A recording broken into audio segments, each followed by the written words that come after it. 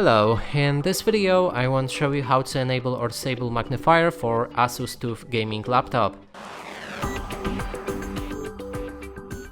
To do this, we'll need to click on our start, then open as settings. Here's ease of access, enter those settings and then go for Magnifier. Here you can turn it on, and to access it you will need to click on the Windows logo on your keyboard and also a plus button. If you want to turn it off, also click on Windows logo and then proceed and click on escape button to turn it off. Now let's try it out. I'm gonna press Windows and plus.